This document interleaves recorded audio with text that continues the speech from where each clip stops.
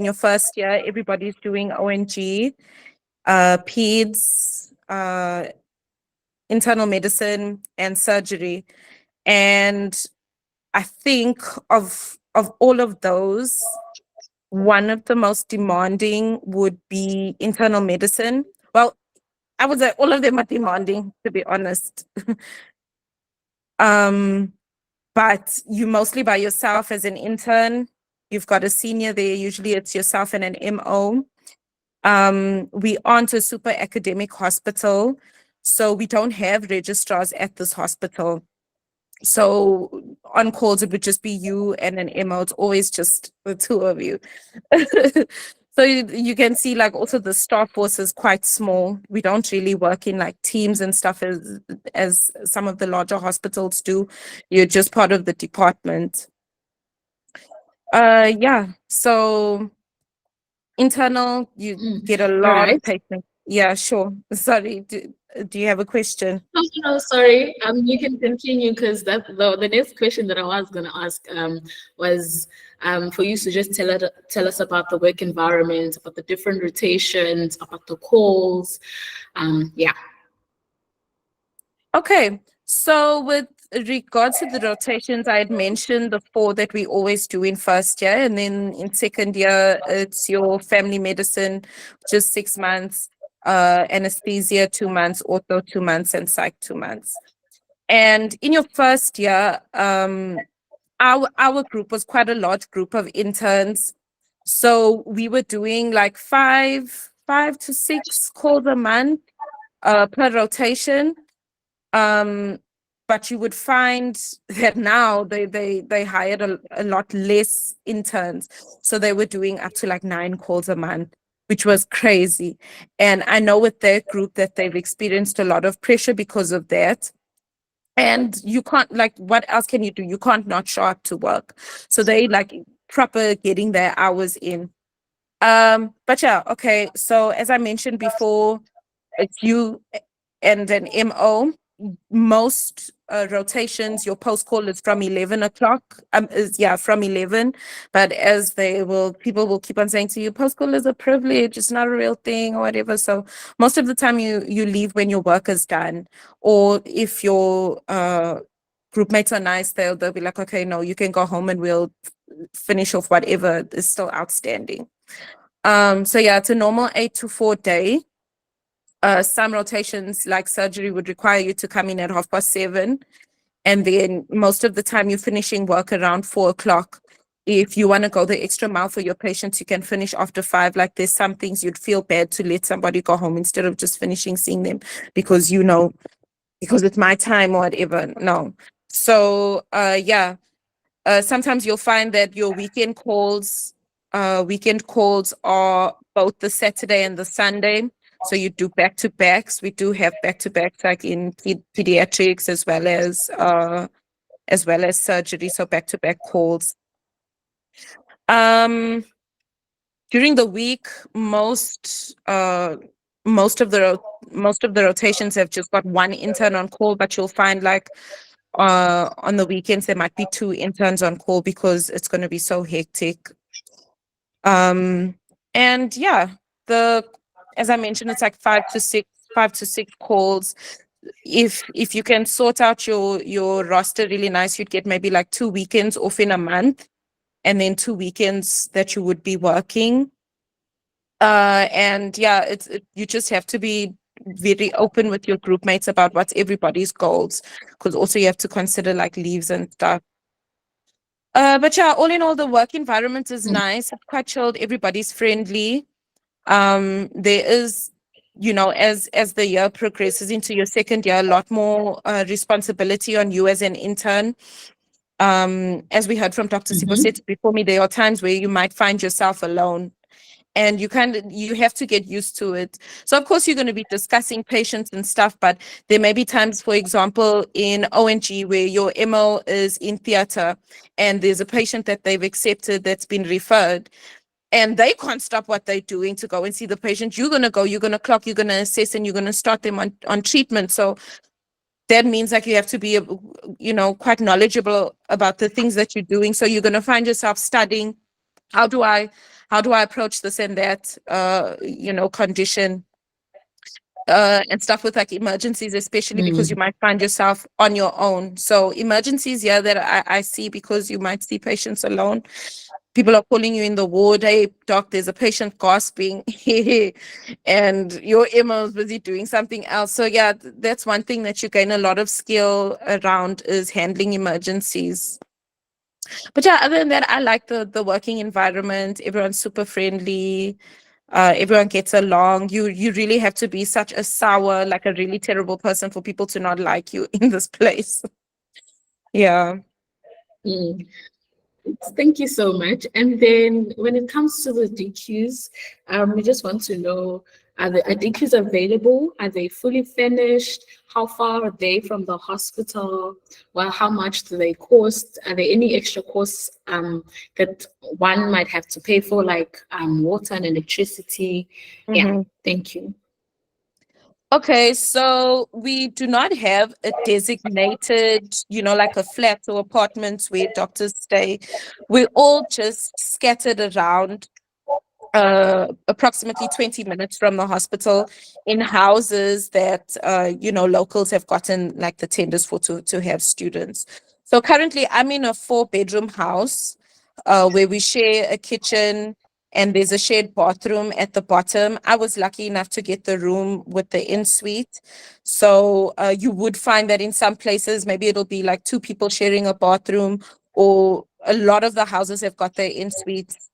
So you'd have like your own privacy, your own private bathroom. Yeah, so it's mostly like these old kind of coastal houses, because we're on the coast, things rust. So sometimes when you get into a kitchen, the stuff that they have provided is rusty. So they do provide a fridge, they provide beds. What else do they provide? Yeah, stuff in the kitchen like a stove. And that's mostly the furnishings. If there's a dining room set that they would, we've got like a small TV downstairs that no one really uses. But those are like most of the furnishings that you would find inside your DQ. So you would need to like bring bedding or change your bedding if you're not happy with the mattress here. Rent is 900 Rand a month. If you're staying at DQ, it's deducted from your salary. Our water is 300 Rand. And if you are getting your electricity, if the house that you're staying in does not have what do you call this, like the box, it would be 200 Rands. So because ours is separate, we have to buy electricity. For this house, we're paying like 550 Rand each a month for electricity. So yeah, you can do the math. It's like over 2K. So it's a lot when you're staying with other Mm, people and you guys have that. But I know guys, they were in like a 9-bedroom house. Electricity was getting chowed, and all they were paying is 200 Rand a month. So if you're lucky like that, then you're lucky like that. But yeah, so most of the places are a minimum of 4 people staying in the house. One of the larger ones is like that 9-bedroom, but still they're quite decent homes. If you and your roommates are clean. It depends on the other people that you stay with, how clean they are. So yeah, you're gonna have to have an open dialogue with your roommates if you decide to stay with people about, hey, listen, I like this, I don't like this. So that's one of the challenges you might face. So DQ, yeah, that's here. Not a lot of people, some people, usually couples, decide to move in together, and then the surrounding areas, it'll mostly be like apartments, 2-bedroom apartments that are going for around like 4 to 5,000 Rand a month. Um, some including only water but not electricity. So it just depends also on which area you decide to go to. Um, so it's a lot of like mm, small suburbs surrounding the hospital. I stay in Shelly Beach, which is like 15 minutes from the hospital, because it's like a lot of where these people, travelers, come here, from all over the country, people are going on vacay. This is a mm, hotspot for it's like a big mm, vacay area. So December, in every holiday it's jumping the side. So yeah, that's Sheppy. We've got like two malls, two big malls that you can shop at. Nothing crazy having the iStore and stuff, but it's still, like you'd find some of your regular shops. And then you'll see like a lot of small like supermarkets, small little shopping centers here and there. Yeah, but Port Shepstone and the South Coast in itself, if we're gonna go into social life, if you don't mind me going into veering that down that direction, really, um, We is don't mind. Mm. okay, cool. It's as I said, it's more like a town, South Coast, small beach town vibes versus the city. So there aren't really a lot of clubs. There aren't. There's just like one club, to be honest. A lot of maybe like pubs, um, a few lounges, a lot of shisanyama places, uh, and then a lot of restaurants. So if you're a foodie, you will enjoy this place. There are different restaurants, fine dining experiences that you can enjoy. Um, and yeah, you can meet up with friends. A lot of people meet up with friends. They'll have braais, chillers, and things like that. Sometimes there are festivals, like wine festivals that happen here. But it's not too often. You'll see maybe like surfing competition, stuff like that, because I stayed right on the beach. So you wouldn't be able to see now because it's dark, but I stayed right on the beach, and sometimes you'll see events happening at the beach. It's so much fun. So yeah, it's a very laid back Mm. life here. Mm. And it sounds like, because you mentioned that the DQs are far from the hospital. Do they provide you guys with transports, or am I forced to get a car? So there is zero transport provided for anything in this place. You figure it out yourself. So I would suggest getting a car, because we also Ubers and Bolt, they don't operate here, because we've had like a lot of taxi violence. So you've got to pay for a taxi. So my 15 minutes from where I stay to the hospital is 100 rand for a private taxi. If you're going to take public transport, it's a lot cheaper. It's also en route to the hospital, so you will get to work. I think you just need to like spare yourself maybe 30 minutes on a kumbi, because they're going to be picking up people along the way. But yeah, the hospital is on the route closer to town where the taxis drop off. But I would recommend having a car. Almost everyone has a car, and people that don't have a car have friends with cars, and you need to also be open to, sometimes they are on call and you've got places to be, or you are on call, and now your post call is quite early, but this person, like, how am I going to get home? And you don't want to spend 100 on a private taxi, but maybe that's just me being cheap. So yeah, almost everybody has got a car. People have got very nice cars. People have got very nice cars. Mm. So yeah, you do need one to survive this place. Also to like just enjoy things, you will need some wheels. All right. And then can I move on to the question that I deeply want personally? We can end the call after this question. So tell me about I the want to know about the salary. salary. How much is the salary? Is it inclusive of rural allowance? I just want to know. Yeah, so and I knew this question would come up because I also asked the same question. Um, so I can tell you the salary on a monthly basis. Now there was some adjustments earlier in the year. So right now we are earning 52,000 rands. That is including a rural allowance. Your gross is 74, but the government taxes most people like taxes about 20,000 rand, a little over 20,000 rand from your salary. Mm. So yeah, it's a really good salary. The rural is there, and you deserve it because you really are in a rural place. Okay, a lot of you will see it is. especially when you're doing like FAMED and you're out in like district hospitals, you see how rural medicine is taught and how you have to be comfortable with being resource deprived. It is a painful thing. Mm. But yeah, that is the salary. So Oh, if you're staying at DQ like me, and paying for like the water, because I pay for electricity, part of my deductions with the tax is 22,000 rands. So more that would get right. deducted is Mhm. if you're paying for electricity, and also if you decide to get medical aid through the Department of Health, they would deduct it directly from your salary. All right. Oh, and I also wanted to know about the salary packages that they offer you. Do you know what type of salary packages they offer you? Okay, salary packages, I'm not sure what if there are those types of things.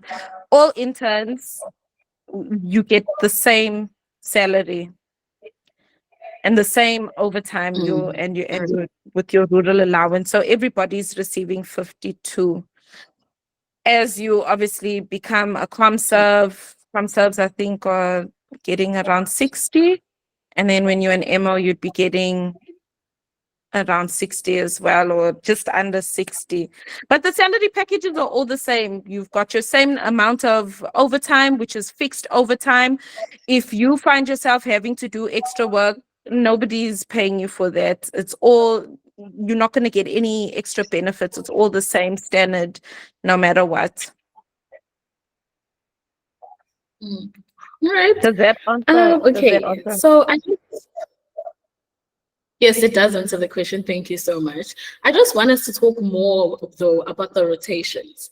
I want you to just expand a little bit about your first year rotations and your second year rotations. Is they pre-call? When you're on call, I know you mentioned that you are with the MOs, but I just want you to explain, like, how hectic is it, how busy it is, what is expected from you as an intern?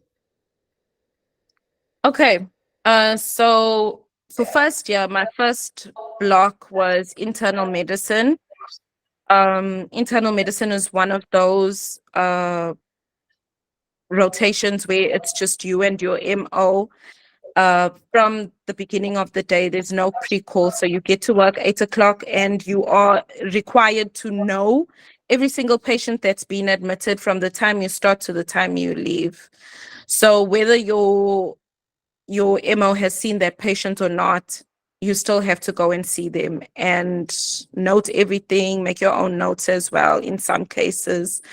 So every patient that passes through a casualty, every patient that gets admitted, it's your responsibility to also review them and make sure that whatever is part of the plan is in motion for what can be done in that time. It was one of those blocks where I didn't get much sleep. We were always busy. I think you'd get a maximum on average like 2 hours of rest. Yeah, if yeah, it's one of those ones. And you would also see patients on your own, and then you would discuss them with your MO. So you will also find that. Peds, it's a lot more MOs hands on because it like these are little babies. So during the week, it's you by yourself, one intern, and you're serving both peds and PICU as well as neonates. So you'll be running around for both those MOs because it's two MOs on call covering both of those sections. So you've got to run two gases for a child in nursery, but you also somehow seeing and treating patients, and in the ward is calling you. You've got to be in the PRU. So it's also quite a hectic block. The MOs are mostly seeing like the high care patients. If you've got any in ICU or high care, they're mostly busy with them, but they will come and assist you in PRU and review every patient that you see. And if it's an emergency, they've obviously got to drop what they're doing, but the nurses, they are super skilled. So you wouldn't feel too bad. Like there's really good support. ONG, the calls are also a bit hectic. You also have to know for every block, you need to know every single person that you've admitted. You will be giving an account of them at some point in the morning. But ONG, the MO is a lot more chilled. Here, you'll find yourself alone as an intern. None of the MOs are picking up the phone. It's an emergency Caesar that you're trying to book. The theater staff is asking you who's cutting. But one thing that you will do is get a chance to cut. You will cut Caesars. You will cut Caesars. They do try to advocate for everybody to get out of there and at least do at least do 5 Caesars. Even though in your logbook it says 10. Sometimes a straightforward Caesar versus like an emergency, you really need to get the baby out, so they might opt for the MO.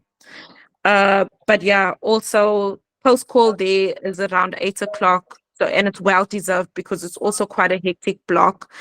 Any woman that's pregnant and comes in cannot be turned away. You can't, just for the whole hospital, they can't really turn a lot of patients away. And then surgery is a block where you'll get to do a lot of procedures, especially in the clinic. Maybe not a lot of ICDs because patients that usually require those pass through our emergency department. So for certain procedures, you might not, but your arterial bloodlines, you might get to do CVPs as well, a lot of biopsies and assisting in surgery.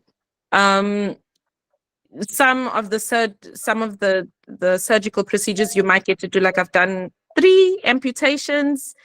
Every single appendix that came through was always a complicated one. So I never ever finished one of those. But yeah, so some of the procedures they also keen for interns to do. Not all of the time, and it depends on who you're working with.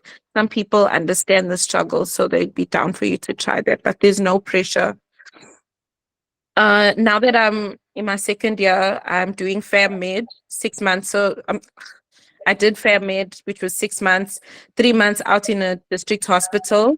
We've got 2, 3. Sorry, I always forget. There's GJ Crooks, which is like midway between here and Durban, and the people the interns that rotate through there are from Prince Mshieni, so nobody from here rotates there, but we get patients from there.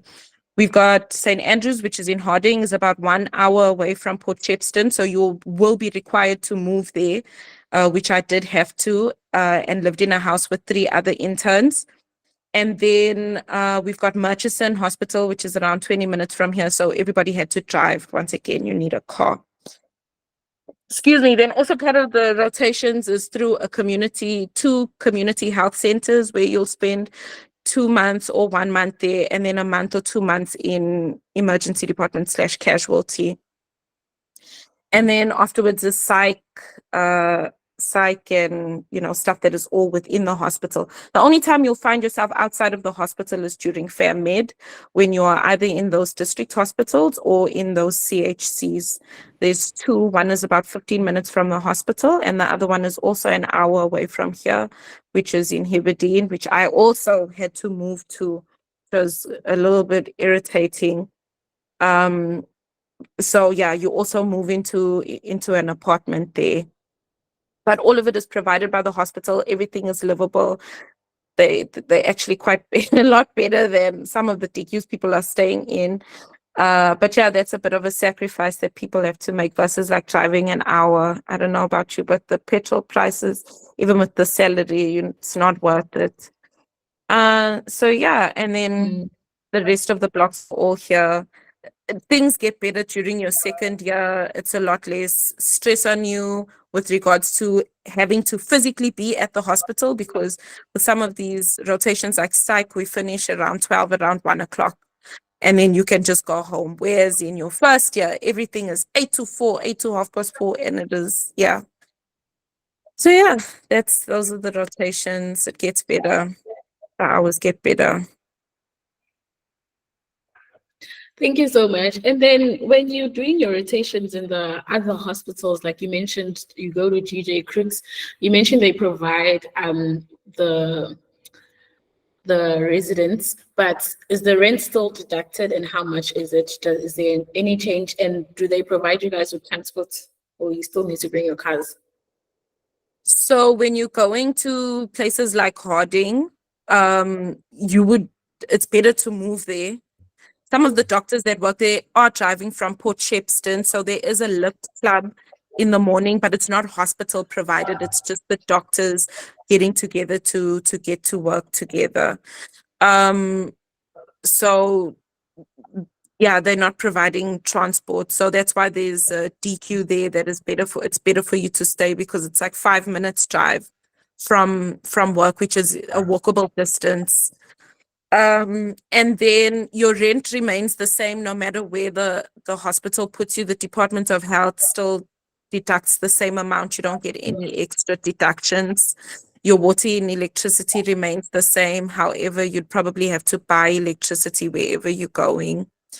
And there as well, they provide a bed, they provide a good functional kitchen, fridge, microwaves. In some places, a washer and a washing machine and a dryer if you're lucky. And then places like Murchison, because it's 20 minutes from the hospital, they don't have DQ there. They do not provide DQ. So you've got to find your way there somehow. You've got to provide your own transport. Yeah, I don't know why Shippy is like this. They don't provide Alright. transport for anything, but yeah. All right, thank you. And then I just want to know, in terms of getting your logbook signed, do you guys experience any difficulties with that? And then some hospitals give interns like exams, or they make them write tests. Do you guys get to write tests, and how does that look like? So we don't have a regular we don't really have assessments here. There will be more of training that you would need to do. For example, in ONG, excuse me, you do ESMO training, and then they'll just ask like general questions to the group afterwards, and people need to answer, or we'll do stuff like that as part of like a tutorial. In PEDS, we had to do SAM. There's like a SAM workshop that you have to do. But still, it is for marks, but it's not like gonna influence you at all. So there aren't really formal exams or tests or anything like that. The morning meetings where they're asking you is kind of a test to see how is this intern doing? Do they know what treatment they're providing? It's more like that. And then what was it? What was your other question? So my question was, do you guys experience any difficulties with getting your logbooks signed? Oh, the logbooks. Okay. So logbooks, I heard from the previous speaker that like every month they're checking the logbook here. Your logbook is your responsibility to read it, to know the procedures that you need to do to make you competent. And then at the end of your rotation, you just go to your consultant. They usually they take the books, discuss with the emails, like how have the interns been in the wards, because they're not always with us, and then they'll write whatever and fill in whatever they need to fill in. Sometimes emails can be messy and be like, hey, look, intern, I don't know about them. And we do have a few instances where people had to like repeat the block, not just because it was sick, but because sometimes they found them in like not competent enough to move on. But yeah, as long as you're getting your logbook signed, then it's fine. There's no pressure on them like you've got to remind them, hey, please can you sign my logbook? But yeah, it's not so bad. Usually at the end of the rotation or at the end of the year, if you're someone who leaves things last minute, if the consultant recognizes you, they won't give you a hard time. They'll probably sign it for you with no issues. All right, thank you. And then you also mentioned that in ONG, I think you guys get pre-calls, but do you get pre-calls in all the other, or it just depends on the rotation? So in none of the first year rotations do we get a pre-call. You are always from 8 to 4. In your second year, when I'm on call in for psych or in emergency department, that's where I get a pre-call. So I start work at 3 for the handover and start work officially from 4 p.m. if I'm on call. That was also the same when I was working at a CHC for FamMed. There was also, we started our call from 8 p.m.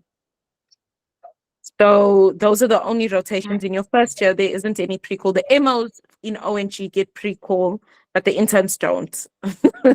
So as I said, you remember how you've got to know every single patient that's been admitted.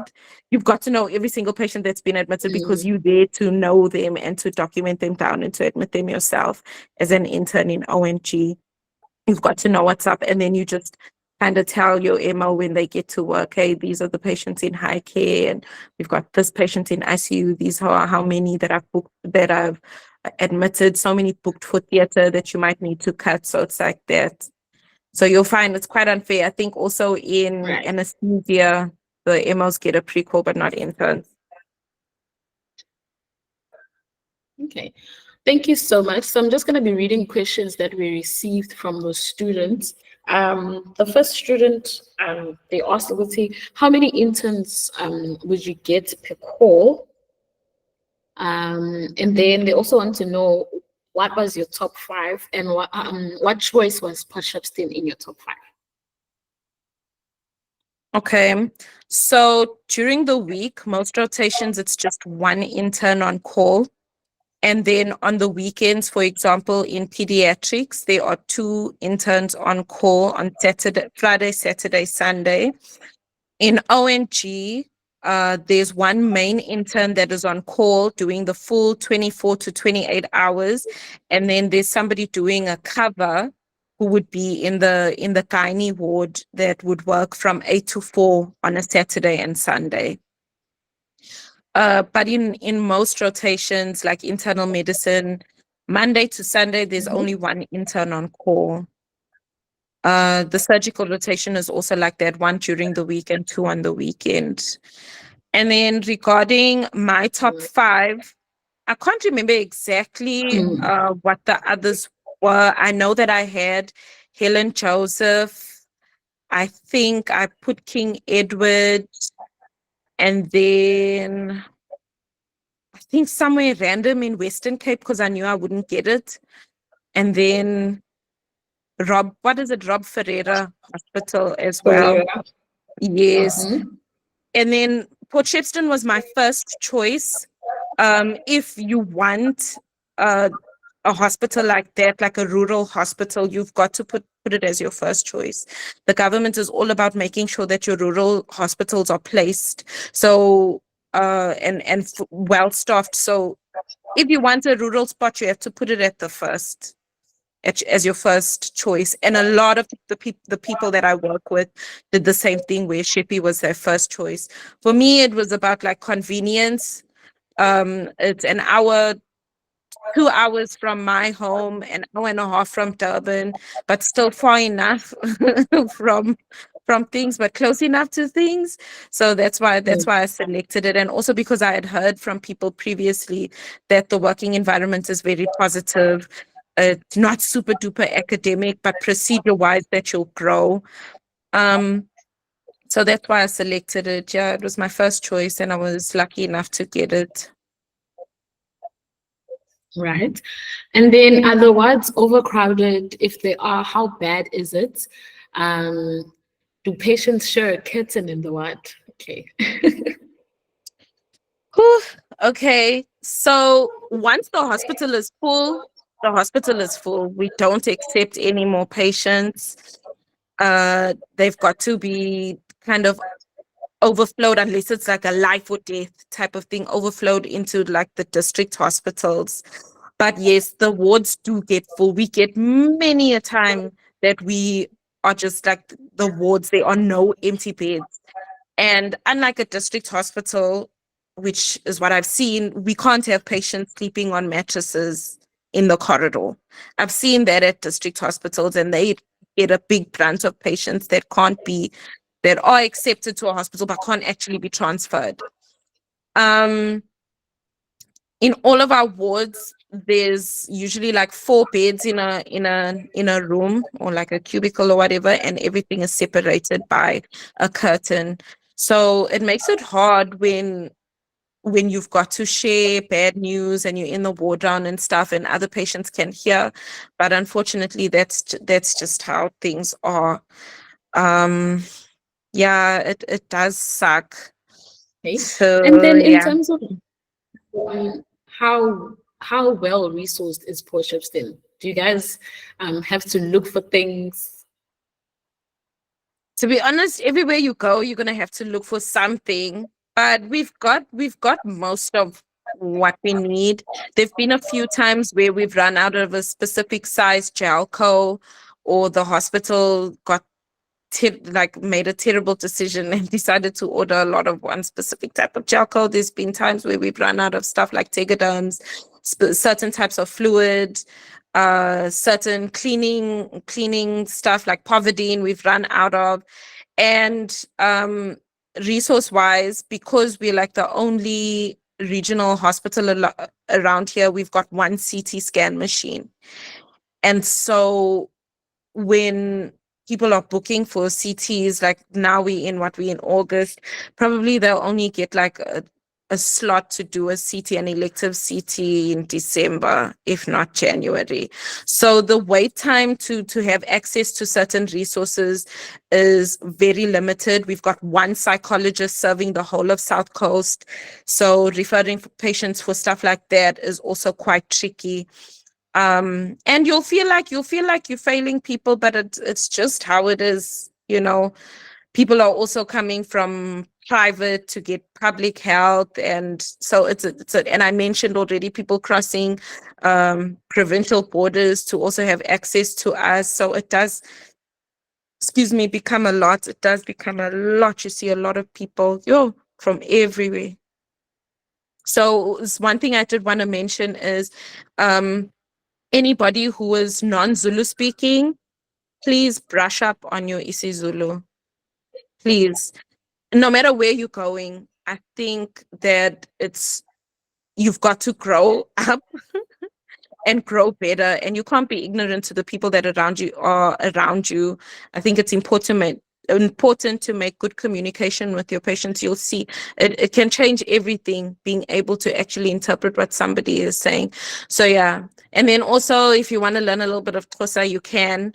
But yeah, more than anything, please, I'm not a native Zulu speaker, and my Zulu has grown a lot being this side. It's very necessary for you to learn this as a language. All right, thank you so much about that. I also want to ask about the hospital. How would you rate it in terms of support, senior support, in terms of you being able to do procedures as an intern? Are you only paper pushing? You mentioned that you do get to cut a lot for surgery, which is good. Yeah, can you just touch on that? Yeah. um, it's really rotation dependent, but overall, Mhm. I'd put it at a 7. A 7. It's good. It's not great. You do paper push a lot. Referral letters, discharge summaries, admission slips that are like 3 or 4 pages long that need to be coherent. You've got to fill in you actually have to put in the work. It can be very stressful with the paperwork. It can. And another thing is when a patient dies, you usually see them and you've got to fill out a lot of paperwork when it comes to like death certificates and DIs and stuff like that. So it can become a lot. And then also, you'd have to keep account of all of the patients that are admitted for statistics purposes. So there are some papers that you'd have to admit for that you've got to submit, like in ONG, for example, every single emergency Caesar that happens after hours, because only emergencies would happen. But any emergency Caesar, you've got to document everything, the reason why, how much did the baby weigh, what is the outcome, and you'll sometimes have a night or a day where you're doing up to 15 Caesars, but you still need to be aware of how is every single person that was involved in that, how's the mom, how's the baby. So there are times where you're just like, the paperwork is too much, because the MOs will try to like divert a lot of that work onto you. But there's certain stuff that, you know, they have to cover. But more than anything, you are filling in a lot of papers, but you're still expected to see patients, but you're still expected to, it's a lot of expectations, and it can become quite stressful. And yeah, you Mm. know how bad a night has gone. Usually people see you in the morning, they can see on your face, they can see, and you'll feel exhausted. You'll just want to crawl in bed and wake up. There's been sometimes where my post call was 11, I get back home at 12:30, I shower, get into bed, and I'm waking up at 7 at night. Like, your whole post call day is gone. No, because you are the only intern, it can be very hectic. Yeah, and there's nobody to kind of relieve you and say, Lord, listen, go and get 2 hours, 3 hours of rest. I'll see patients in that time. Doesn't work like that. All right. All right. Thank you How so did you can much. survive it? It sounds very hectic, I'm not gonna lie. Especially after I've seen how the interns work at Stenga. There's two interns, so they get to relieve each other. So I'm like, not sure what Portshepstone. Yeah, so I'm going to open the floor for our colleagues to ask Dr. Tine some questions. If you guys have any questions, you guys can raise your hands and you can ask questions, or you can post the questions on the chat. Thank you so much, Doc, for availing yourself and answering our questions. Yeah, and just helping us paint a picture about Portshepstone. But I just, from my side, what I really want to know is, do you think Portshepstone has prepared you in terms of procedural skills? Do you think you are competent in them? And do you think it has prepared you for community service? I don't think I'm 100% prepared, I'll be honest.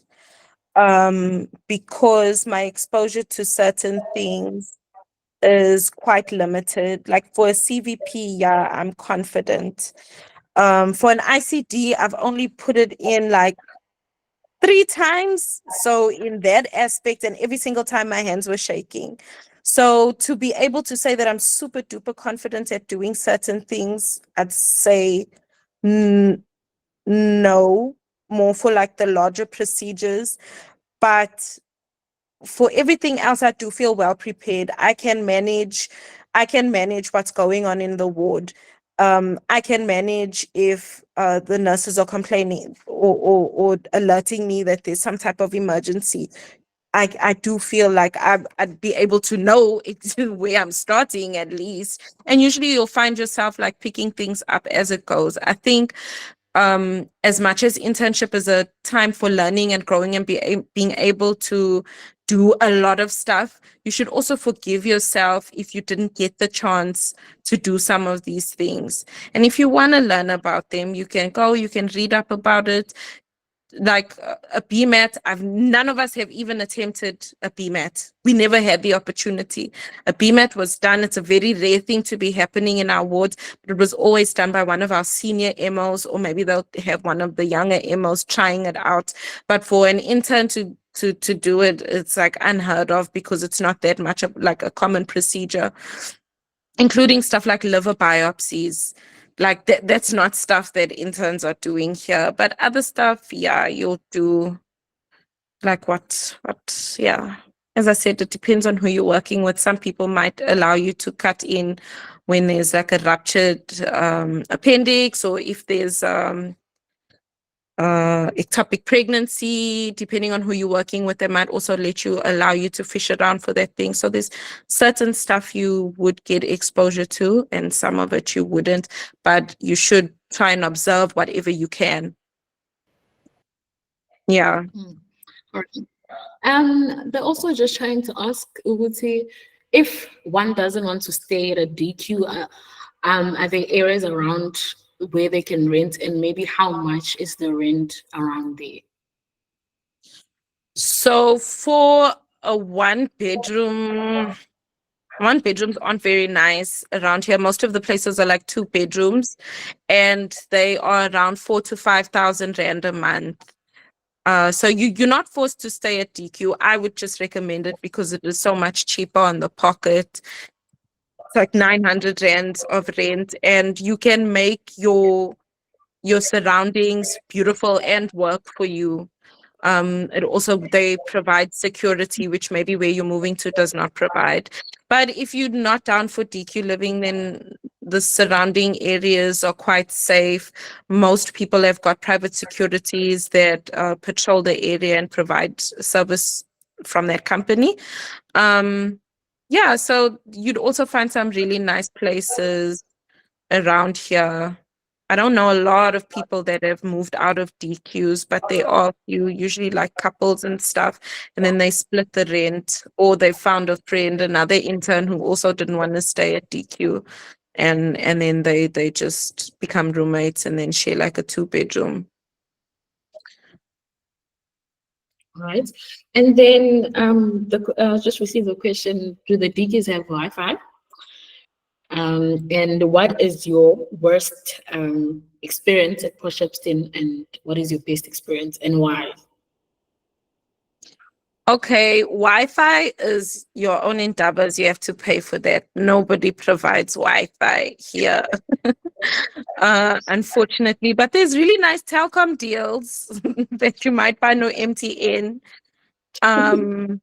So, and then my, Exciting. so that was one of the worst experiences that I had. Make sure you document everything, guys. Be prepared for people dying. It's very hard. Yeah, we had a patient that was with us for like 40 days, and then she did so much better. And then we discharged her, and then 3 days later, she's back and she's gasping and dying. And it's like, damn, I just discharged this person who was okay. And then it's like, what did I do wrong? Did I miss something? What happened?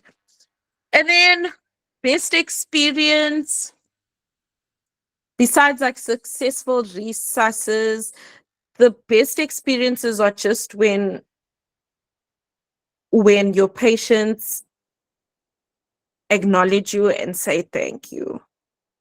When they feel like they've been heard, and you take that extra time not to just finish and get this patient out of my face, when you actually listen to people, and at the end of everything, you can see in their eyes how grateful they are, guys. It is the best feeling ever, ever. There's nothing more satisfying than somebody saying to you, like, you really changed everything. Hey, yeah, so it's very satisfying. Best experience.